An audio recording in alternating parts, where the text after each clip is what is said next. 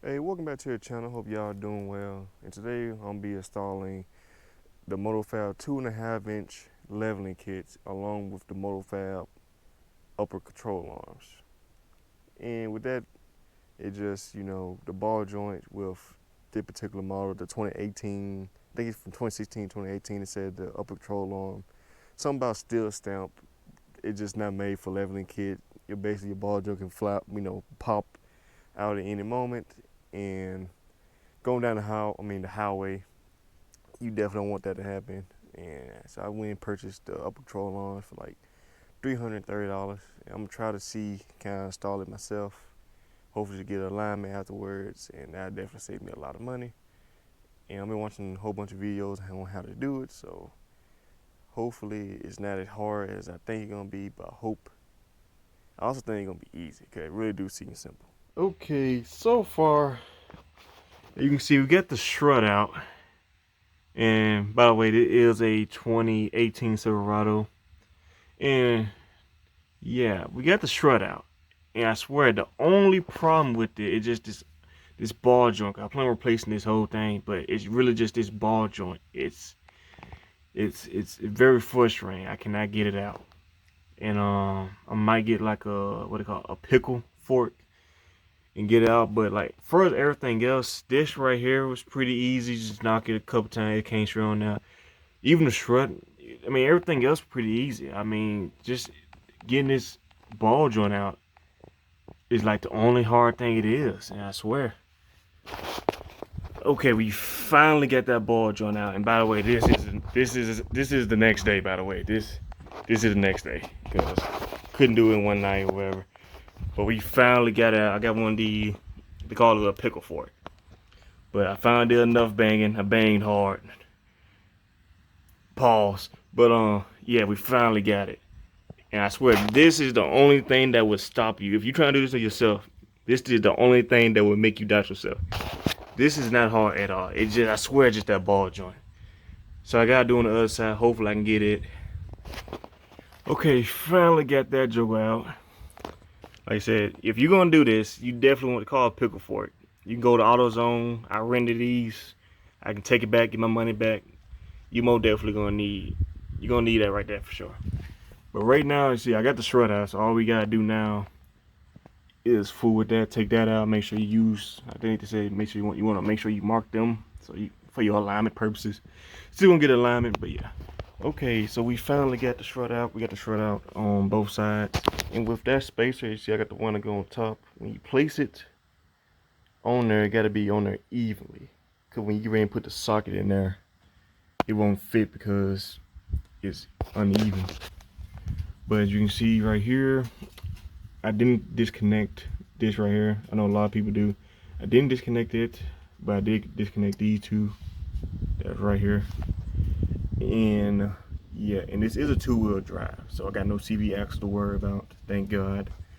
So if you got a 2-wheel drive, this right here be a lot easier if you get the one that go on the bottom. But right here, you get the one on the bottom. I didn't know, but honestly, getting this right here off the strut itself is really not hard. So I got the control arm off. As you can see, that the Motofab one, you see, got like a little curve to it.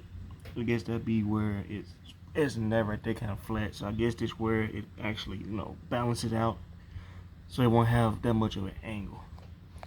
And you can see it comes with a little screw for your the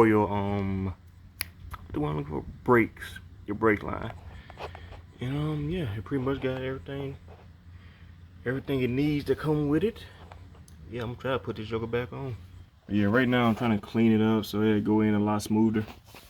And right now what I'm looking at, basically with the kit, the Motofab upper control arms, whatever, you get this for your brake line, and you get this right here to get threaded onto this, and you get a little pin. And the only sense I can get out of this pin, they got instructions there, but honestly I really don't feel like reading. I'm more of a video guy. But well, I'm looking at that you somehow stick this through there, and I guess you stick it through these holes that's in the this right here, and I guess that prevents from, I guess that extra support to make sure the screw don't fall out. So I guess that's a good idea. And yeah, let's try to get this right here in there. Okay, right now it is dark, and I think it took me 2 days, a total of 16 hours of work time to do this.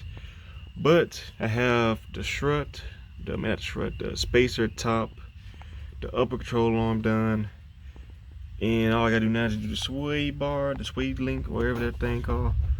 But I will say, this whole thing, this right here, when you change, you gotta turn it 180 degrees. You have to kind of like turn these right here to, you gotta turn it so it'll go down flush into this right here. And I tried doing it without it, and it took me a couple tries to. I had to go back to my place. I'm at my brother's place, and it's very hard if you don't turn that.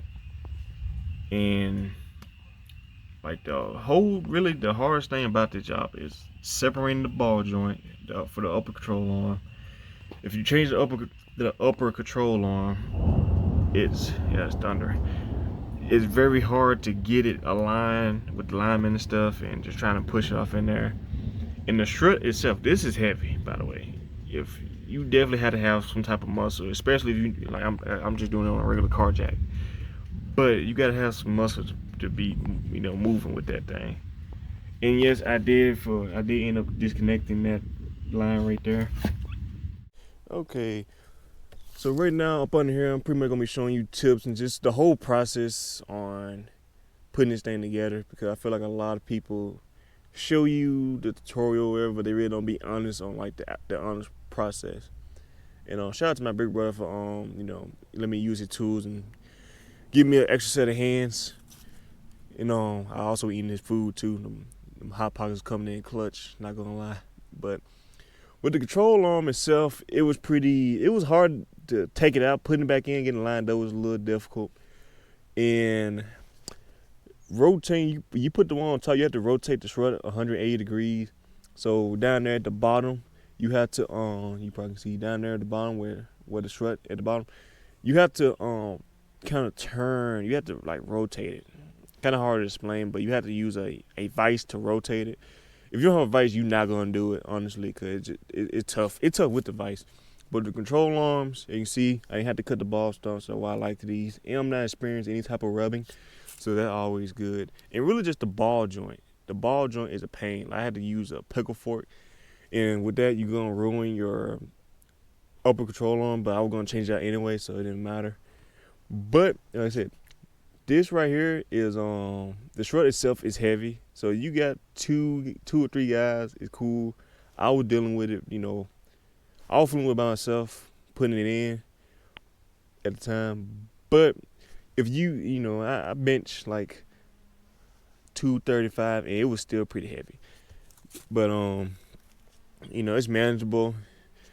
But the ABS line, you want to disconnect from that 3 points, including the Christmas tree link up there, to give you maximum slack, and always be mindful of your brake on cord. And yeah, that's pretty much it. That's like the only thing that really gave me the hardest time. Okay, so this right here is the final result. As you can see, it's pretty level. I believe the front is down a little bit. But actually, when I first put it in, the front was actually up just a little bit. So you can see right now, that right there is what we're working with. I don't have a tape measure on me. But I believe that when the suspension sits in, this right here about like 3 days after, you can see the back is actually a little bit higher now. So that's kind of good, because I plan on putting my folder and stuff at the back.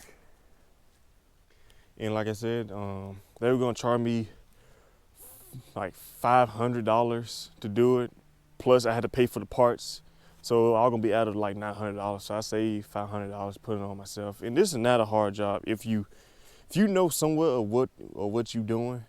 If you know how to work a wrench, it took me like 2 days, basically 16 hours, and I know how to work a wrench pretty good. But first time, like you gonna struggle, but it's definitely a job that you can do. But as you can see, it is pretty level. I like the way it's set up. And by the way, this is the work truck version. And yeah, I even like how it sits with the stock tires. The stock tires really don't rub or they really ain't just as small as I thought it was. I plan on getting some tires, but these some pretty brand new tires on here, so new tire size right there. If y'all, you know, concerned about it. But yeah, honestly, man, the truck honestly look nice. I like it. It really do. It really do look nice sitting up. And I'm gonna get a wheel alignment. Even though it drives pretty smooth without it, but I'm gonna get it anyway. But yeah, if y'all like the video, stick around this far. I just hope y'all found something useful about it. Like, comment, subscribe. I always like to share what different people have to say, the different experience. Let me know that ball joint get y'all a hard time, or if it didn't. And subscribe. I love to see my community grow. And we just keep on going from here. Until next time, y'all take it easy.